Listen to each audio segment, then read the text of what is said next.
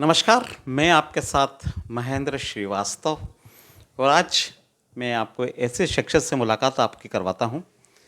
आचार्य श्री गुरुजी आज मेरे साथ हैं। कुकड़ेश्वर के आप रहने वाले हैं और अभी हाल मुकाम इनका छत्तीसगढ़ में है। आज एक अच्छा अवसर था कि मेरी इनसे मुलाकात मेरे स्टूडियो में हो रही है। राजनीति के क्षेत्र की बात करें, सनातन की बात करें, संघ की बात करें, आपका नेटवर्किंग है, एक बड़ा नेटवर्किंग है और अक्सर आपने देखा होगा सोशल मीडिया पर मेरी पोस्ट पे इनके कमेंट्स भी अक्सर मुझे मिलते हैं। आचार्य जी नमस्कार, प्रणाम, आज हमसे मिले करिए। बहुत बहुत शुभ मंगल कामना। और आप सबके लिए एक भावना व्यक्त करता हूँ। भगवान श्री गणेश और माँ भगवती की कृपा से संपूर्ण नगर का, संपूर्ण क्षेत्र का, संपूर्ण राष्ट्र का मंगल हो, यही कामना करता हूँ। और बहुत बहुत हार्दिक आभार व्यक्त करता हूँ कि आपसे मेरी मुलाकात भी हुई और आपने मुझे यहाँ सम्मान भी दिया। आचार्य जी के बारे में थोड़ा सा मैं आपको बता दूं, ये प्रतापगढ़ राजस्थान में 10 वर्ष तक शिक्षक के रूप में इन्होंने काम किया और बाद में ऐसी शक्ति पैदा हुई कि इन्होंने सब कुछ त्याग कर अपना जीवन अध्यात्म की ओर लगा दिया और आज जिस ओहदे पर बैठे हैं, मध्य प्रदेश की राजनीति में जो पॉलिटिकल लोग हैं आपके संपर्क में हैं, छत्तीसगढ़ में आपके संपर्क में, असम में आपके संपर्क में, बड़े बड़े लोग इनके संपर्क में हैं और ये जो कहते हैं वो बहुत सारी बातें सिद्ध भी हुई है और आज हम इनसे कुछ बात करेंगे। गुरुवर, अध्यात्म में आपकी रुचि कैसे आई? असल में बचपन से ही माँ भगवती के प्रति एक रुझान सा था और जब मैं शिक्षा विभाग में था तो बीकानेर अक्सर जाना होता था। वहीं हमारे एक रामदास जी शास्त्री करके उसी क्षेत्र के माँ भगवती के उपासक थे, जिनसे मेरी मुलाकात रंजना अग्रवाल हमारी एक साथी अध्यापिका थी, उनके माध्यम से हुई। और जब उन्होंने मुझे देखा तो उन्होंने मुझे एक ही बात कही कि माँ भगवती आपके सदा सर्वदा साथ है और आपको उसके आशीर्वाद से लोगों का भला करना चाहिए। तब से मैं रामदास जी शास्त्री जी के संपर्क में आया, रेगुलर संपर्क में रहा। धीरे धीरे उनकी कृपा से, उनके आशीर्वाद से मेरी आध्यात्मिक शक्ति प्रभावना बढ़ती गई और कई लोगों के काम हुए। 2007 तक आते आते ऐसी स्थिति हो चुकी थी कि मैं उत्तर भारत, पूर्वी भारत, दक्षिण भारत, जहाँ भी मेरे शिष्य थे जाना होने लगा, उनके काम सिद्ध होने लगे। उसके बाद मैंने पूरी तरह से अपने आप को अध्यात्म को समर्पित कर दिया। 2007 से आप लगातार हैं। बात करें मध्य प्रदेश की, चूँकि आप बेसिकली मध्य प्रदेश, कुकड़ेश्वर आपकी जन्मस्थली, बचपन आपका यहाँ निकला, जन्म आपका यहाँ पर हुआ और मैंने ये भी सुना है कि आप माधव मारू जी के आपके अच्छे संपर्क, आपको गुरु मानते हैं। कौन सा ज्ञान आपने उनको दिया था सर? मैं न केवल माधव मारू बल्कि संघ से समर्पित, संघ विचारधारा से ओतप्रोत जितने भी लोग हैं जो भारतीय जनता पार्टी से जुड़े हैं, उनका मार्ग प्रशस्त हो, इस हेतु समय समय पर उन्हें मार्गदर्शन देता रहता हूँ। यह प्रक्रिया केवल मध्य प्रदेश तक सीमित नहीं है बल्कि भारतवर्ष के हर राज्य में, यहाँ तक कि कई केंद्रीय मंत्री भी मेरे शिष्य हैं और रेगुलर मेरे संपर्क में रहते हैं, मेल मुलाकात जब भी होती है। परंतु मैं कभी किसी के ऑफिस नहीं जाता हूँ, दिल्ली किसी के कार्यालय में नहीं जाता हूँ, भोपाल किसी के कार्यालय में नहीं जाता हूँ। जब भी कहीं जाऊँगा उनके घर पे जाऊँगा और एक पारिवारिक सदस्य के रूप में उनका मार्गदर्शन करूँगा। यही मेरा कार्य है। कुछ मैं जानना चाहता हूँ, जिन मिनिस्टर्स, जिन राजनेताओं से आप मिलते हैं, करते हैं, कुछ यादगार पल आप बताएंगे गुरु जी? मैं एक दिन लखीमपुर नॉर्थ में ठाकुरवाड़ी जा रहा था तो अचानक पुलिस वालों ने रोका, बोला कि हमारे मंत्री जी की गाड़ी आने वाली है। अब उस परिस्थिति में मैं भी दंग रह गया कि भाई मंत्री जी गाड़ी आ रही, कौन से मंत्री जी आ रहे हैं। तो मैं साइड में लग गया तो हमारे सर्बानंद सोनोवाल जी निकले। अब सोनोवाल जी की गाड़ी थोड़ी आगे निकली और चूँकि उनकी दृष्टि मेरे ऊपर पड़ चुकी थी तो गाड़ी रोक के नीचे उतर के आए, फिर मेरा सम्मान किया, मुझे प्रणाम किया। बोला गुरुदेव कहाँ जा रहे हैं? मैंने कहा अभी मैं ठाकुरवाड़ी जा रहा हूँ, तो आज आपके साथ हम भी ठाकुरवाड़ी का दर्शन करेंगे। तो एक बड़ा रोचक मामला रहा कि बिना कोई प्लानिंग के, प्रोग्राम के, सर्बानंद जी के साथ मेरा ठाकुरवाड़ी जाने का हिसाब किताब बना। तो बड़ा आनंद आता है, खुशी होती है कि धर्म अध्यात्म ने मुझे इतना सम्मान दिया है। आपकी रुचि अध्यात्म में क्यों गई? असल में मैं शिक्षा विभाग में था, लेकिन संघ के प्रति मेरा रुझान बचपन से था। और संघ ऐसा संस्थान है, ऐसा संगठन है जहाँ व्यक्तित्व का निर्माण होता है और धर्म की प्रधानता है। धर्म पर, हिंदुत्व पर विशेष बल दिया जाता है। तो रुझान तो आध्यात्मिक शक्ति के प्रति शुरू से ही था। फर्क तो सिर्फ ये पड़ा है कि जो हमारे गुरुदेव थे रामदास जी शास्त्री जी, उनके संपर्क में आने के बाद मैं इस क्षेत्र में पूर्ण रूपेण समर्पित हुआ और फिर मेरी भावना प्रबल होती गई, निरंतर प्रबल होती गई। और आज मेरे जीवन का एक ही उद्देश्य है कि मैं अपनी आध्यात्मिक साधना से, शक्ति से किसी का मार्ग प्रशस्त करूं, कुछ ऐसे व्यक्तित्व तैयार करूं जो समाज, देश और मानवता के लिए कुछ अच्छे काम कर सके। आज इस देश को, इस समाज को बहुत ज़रूरत है सनातन शक्ति की और सनातन से जुड़े हुए लोगों के मजबूत होने की। तभी हम देश को सम्मान के सर्वोच्च शिखर पर प्रतिष्ठित कर पाएंगे। गुरुवर, आप किसके उपासक हैं, किसको मानते हैं आप? माँ भगवती वैष्णो रानी एवं माँ भगवती कामाख्या। मेरा माँ कामाख्या से निकलता हूँ तो माँ वैष्णो देवी पहुँचता हूँ, माँ वैष्णो देवी से निकलता हूँ तो माँ कामाख्या पहुँचता हूँ। और दोनों ही जगह मेरी रुकने की ऐसी व्यवस्था है, मुझे लगता नहीं कि मैं अपने घर से बाहर हूँ, बल्कि कई बार तो महीनों, 2-2, 3-3 महीना मेरा वहाँ रुकना होता है। और जो भी मुझसे जुड़े लोग हैं उनका मार्ग प्रशस्त करता हूँ। माँ भगवती से मेरी एक ही प्रार्थना रहती है कि माता, वो लोग मजबूत हों जो देश और समाज के लिए जी रहे हैं, जो सनातन के लिए जी रहे हैं और जो भारतीय संस्कृति को मजबूत बनाने के लिए जी रहे हैं। जी गुरुवर, आप मध्य प्रदेश के कुकड़ेश्वर के निवासी और छत्तीसगढ़ में आप रहते हैं। छत्तीसगढ़ कैसे पहुंच गए? असल में मारवाड़ क्षेत्र से मेरा गहन संपर्क रहा और जो मेरे गुरुवर थे वो मारवाड़ क्षेत्र से ही थे। तो हुआ ये कि जब कुछ मारवाड़ी परिवार मैं राजस्थान शिक्षा विभाग में था, तो मारवाड़ी परिवार जब मेरे संपर्क में आए तो जब उन लोगों के काम सिद्ध हुए तो उन्होंने जो उत्तर पूर्व में जो हमारे लोग रहते हैं, हमारे यहाँ के जो भी हमारे मारवाड़ी परिवार हैं, तो उन तक मेरी ख्याति पहुँची, उनके काम हुए। तो मेरा उत्तर भारत से पूर्वी भारत में जाना बहुत अधिक होने लगा। और छत्तीसगढ़, चूँकि हमारा जो मारवाड़ी समाज है बड़ी संख्या में है, वो लोग मुझे आमंत्रित करने लगे, बुलाने लगे, वहाँ जाना होने लगा। तो वहाँ चूँकि हमारे संघ से जुड़े लोगों का भाव, रुझान और छत्तीसगढ़ की संस्कृति कुछ ऐसी है कि पूरी आध्यात्मिकता से ओतप्रोत है।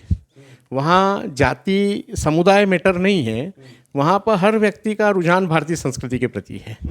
तो उन्हें बड़ी खुशी होती है जब मैं उन्हें धर्म अध्यात्म से संबंधित कुछ बातें बताता हूँ।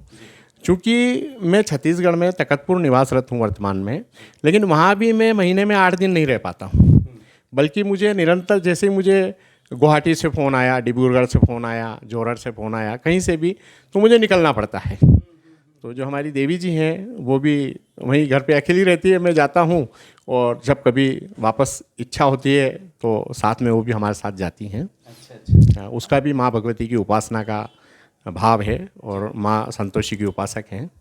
इस प्रकार से कौन कौन से प्रांतों में ज़्यादा आपका जाना होता है? विशेष रूप से आसाम, कश्मीर, हरियाणा, राजस्थान, मध्य प्रदेश, छत्तीसगढ़, उड़ीसा, बंगाल, ये प्रांत। एक महत्वपूर्ण सवाल आपसे मैं पूछना चाह रहा हूँ, ये देश की राजनीति की दिशा में जा रही है अभी।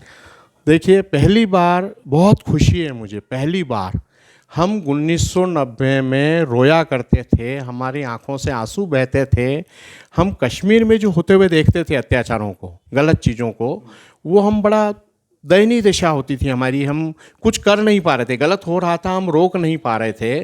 लेकिन हमारे मन में एक भावना थी कि एक दिन ऐसा आए, इस देश का नेतृत्व किसी ऐसे व्यक्तित्व के हाथों में हो जो इन तमाम चीज़ों को समाप्त कर दे। और शायद पहली बार ऐसा हुआ कि 2014 में श्री नरेंद्र मोदी देश के प्रधानमंत्री बने और उसके बाद जिस ढंग से देशद्रोही ताकतों पर नियंत्रण स्थापित हुआ, भारत विरोधी नारे लगाने वालों की दशा बिगड़ने लगी और देश की एकता, अखंडता मजबूत हुई, देश सशक्त हुआ। और जहाँ तक मैं सोच रहा हूँ, मेरी नज़र जा रही है, आने वाले वर्षों में भारतवर्ष विश्व की महाशक्ति के रूप में उभर रहा है। यहाँ तक कि अमेरिका को भारत की मदद की ज़रूरत लगने लगी है आज वर्तमान हालात के हैं। विश्व मंच पर भारत की जो ताकत बढ़ी है और जो आर्थिक समस्याएं थोड़ी सी देश के अंदर मौजूद है, मानता हूँ कि आर्थिक समस्याएं हैं, लोगों को कुछ कठिनाइयों का सामना करना पड़ रहा है, लेकिन ये तत्कालीन है, ये स्थायी नहीं है। आने वाले 10 वर्षों में हम लोग आर्थिक दृष्टि से भी बहुत संपन्न स्थिति में होंगे और इतनी संपन्न स्थिति में होंगे कि जितनी संपन्न स्थिति में आज से 10-20 साल पहले अमेरिका हुआ करता था, जो दूसरे देशों को ऋण देता था। हम भी इतनी प्रभावशाली भूमिका में होंगे। और सबसे मुख्य बात तो ये कि पूरे देश में आध्यात्मिक दृष्टि से भी लोगों में एक ऊर्जा का संचार हुआ है, लोगों का धर्म के प्रति रुझान बढ़ा है, संस्कृति के प्रति रुझान बढ़ा है और लोग एक दूसरे से प्रेम भी करते हैं। आज ऐसा नहीं है कि लोगों में एक दूसरे के प्रति घृणा है, नफरत, ऐसा नहीं है, बल्कि लोग एक दूसरे की मदद करना पसंद करते हैं। कोरोना काल में आपने देखा होगा जिस ढंग से, जिस तरीके से लोगों ने मानवता का परिचय दिया, दुखी लोगों की मदद की, अभावग्रस्त लोगों की मदद की, तो ये बहुत बड़ी उपलब्धि मानता हूँ मैं कि देश हमारा पहली बार सही दिशा में बढ़ रहा है। और निश्चित रूप से संघ परिवार की इसमें एक अहम भूमिका है, क्योंकि संघ ने पूरे देश को सशक्त बना दिया है। और आज हमारी भारतीय संस्कृति के ऊपर सबको गर्व होता है, अभिमान होता है। आज हमारे वेद मंत्रों को, शिव जी के मंत्रों को, भोलेनाथ के मंत्रों को अमेरिका में गाया जा रहा है, कितनी बड़ी बात है। लोग भारतीय संस्कृति की ओर आकर्षित हो रहे हैं, ये हमारी बहुत बड़ी उपलब्धि है। देखा जाए गुरुजी, नीमच मंदसौर जिला, यहाँ से 2 मुख्यमंत्री हुए, श्री पटवा जी हुए, सकलेचा जी हुए, और तीसरी बार मौका मिला है डिप्टी सीएम का देवड़ा जी को। क्या लगता है इस मंत्रिमंडल में नीमच मंदसौर जिले के कुछ मंत्री आने की संभावनाएं लगती है? और अपने विशेषकर अपने क्षेत्र की अगर मैं बात करूं, देखिए, माधव मारू एक ऐसा व्यक्तित्व है जिसके बारे में अगर मैं ये कह दूं कि आने वाले कल का शिवराज है तो कोई अतिशयोक्तिपूर्ण बात नहीं है। इस बार निश्चित रूप से जो मंत्रिमंडल का गठन होगा उसमें पहली या दूसरी सूची में माधव मारू का होना तय है, पक्का है, 100% तय है। दूसरी बात है कि दिलीप सिंह परिहार, चूँकि बहुत पुराने संघर्षरत, हिंदुत्व के प्रति समर्पित व्यक्तित्व रहे हैं, उन्हें भी कोई न कोई उचित सम्मान अवश्य मिलेगा, ये बात भी पक्की है। लेकिन जो मुझे नज़र आ रहा है कि माधव मारू निश्चित रूप से इस मंत्रिमंडल में तो स्थान पाएगा ही, लेकिन आने वाले वर्षों में माधव मारू एक बहुत बड़ी ऊंचाई पर होगा। और निश्चित रूप से वो ऊंचाई संभवतया जो ऊंचाई आज धर्मेंद्र प्रधान की है, सर्बानंद सोनोवाल की है, निश्चित रूप से इस प्रकार की ऊंचाई भी हो सकती है। और आने वाला कल का शिवराज भी बने तो कोई आश्चर्यजनक बात नहीं है, क्योंकि इस व्यक्ति ने अपने जीवन की परवाह किए बगैर जो भूमिका कोरोना काल में निभाई है, उसकी जितनी तारीफ की जाए बहुत कम होगी। ऐसा कैसे प्रतीत हो रहा है आपको कि माधव मारू जी साइड पर जाएंगे? देखिए, मेरी जो आध्यात्मिक शक्ति है, माधव मारू जब 2013 में पराजित हुए थे विधानसभा क्षेत्र में, और उस समय मुझे ये आभास हुआ था कि अगला चुनाव ये व्यक्ति हर हाल में जीत रहा है और सम्मानजनक दृष्टि से जीत रहा है। ये 2013 में मुझे आभास हुआ था। 18 में जुलाई महीने तक वो भाजपा में नहीं थे, और उसी समय मैंने उनके परिजनों से, जो भी उनके रिश्तेदार हैं दूरस्थ के, उनसे मुलाकात हुई। माधव मारू से मेरा कोई व्यक्तिगत संपर्क नहीं था, और मेरा व्यक्तिगत संपर्क मालवा क्षेत्र में बहुत कम रहा। मेरी जो कर्मभूमि रहा है छत्तीसगढ़ रहा है, मारवाड़ रहा है, राजस्थान रहा है, तो विशेष रूप से यहाँ से कम अटैचमेंट था। लेकिन जब माधव मारू के कुछ रिश्तेदारों से मुलाकात हुई, मैंने डिक्लेरेशन किया था कि निश्चित रूप से ये व्यक्ति इस बार सफलता की सीढ़ियों पर चढ़ने वाला है। तो 2018 में जब माधव मारू की विजय हुई, तो तब मैं कोई भी व्यक्ति जो होता है उसके बारे में पूरा अध्ययन करता हूँ आध्यात्मिक दृष्टि से। तो माधव मारू का जो शुक्र है बहुत ही मजबूत है, और यह शुक्र उसे एक महाविजय की ओर ले जाएगा। क्योंकि श्री नरेंद्र नाहटा जैसे व्यक्तित्व को उन्होंने चुनाव में पराजित किया है, तो यहाँ पर आध्यात्मिक दृष्टि से या ज्योतिष की दृष्टि से देखा जाए तो श्री माधव मारू का जो शुक्र है वो इतना प्रभावशाली था कि उनके सामने कांग्रेस पार्टी का कोई प्रांतीय स्तर का नेता या केंद्रीय स्तर का नेता भी होता तो पराजित हो जाता, भले वह 100 वोटों से पराजित होता। तो माधव मारू का जो राजयोग है वह शुक्र के कारण बनने जा रहा है, और ये अटल सत्य है। लंबी रेस का घोड़ा बनेंगे माधव मारू? निश्चित रूप से, जहाँ तक मुझे दिखाई दे रहा है कि ये आने वाले कल का शिवराज है, और मनासा विधानसभा को अगर ये बुधनी में बदल दे, मनासा के निवासी निश्चित रूप से इस मनासा को बुधनी बनते हुए देख ले, माधव मारू कभी मुख्यमंत्री पद की शपथ ले, तो यह कोई आश्चर्यजनक बात नहीं होगी मेरे लिए, तो कम से कम आप लोगों के लिए निश्चित रूप से हो सकती है। और माधव मारू के बारे में एक बात मैंने महसूस की है, लोग माधव मारू को समझ नहीं पाए। माधव को समझने के लिए आपको अपने मन को निष्कपट और छल कपट से रहित करना पड़ेगा। जब आपका मन निष्कपट हो जाएगा, माधव मारू को आप एक मित्र के रूप में देखेंगे, सहयोगी के रूप में देखेंगे, एक सच्चे जनसेवक के रूप में देखेंगे, तो आपको माधव वैसा लगने लगेगा। माधव से नफरत सिर्फ वही लोग करते हैं जिनकी अपनी कुछ कमियां हैं, या जो माधव के अच्छे कार्यों को हजम नहीं कर पा रहे हैं। माधव ने बहुत से ऐसे काम किए हैं जो आज तक कोई कर ही नहीं पाया। और कोरोना काल में तो जो माधव की भूमिका थी, मैं मानता हूँ कि मध्य प्रदेश में सर्वश्रेष्ठ थी। निश्चित रूप से इतनी अहम भूमिका किसी ने नहीं निभाई होगी। और एक सबसे बड़ी उपलब्धि ये है माधव के साथ में कि माधव जब विधायक पद पर नहीं था तब भी उसकी भूमिका विधायक से कहीं अधिक सक्रिय थी। विगत 5 सालों में माधव मंत्री पद पर नहीं था, लेकिन मंत्री पद से भी अधिक सक्रिय भूमिका थी, एक सच्चे जनसेवक की भूमिका थी। मेरा विषय माधव मारू की प्रशंसा करना नहीं है या माधव मारू को मैं बढ़ावा दे सकूं, इतनी मेरी ताकत नहीं है।